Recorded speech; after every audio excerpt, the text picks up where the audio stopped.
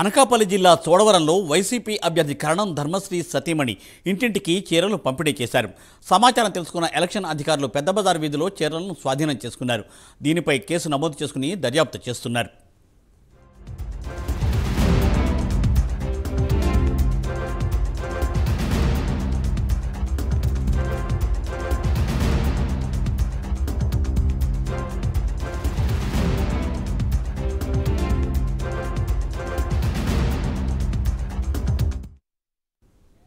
అనకాపల్లి జిల్లా చోడవరంలో వైసీపీ అభ్యర్థి కరణం ధర్మశ్రీ సతీమణి ఇంటింటికి చీరలను పంపిణీ చేశారు.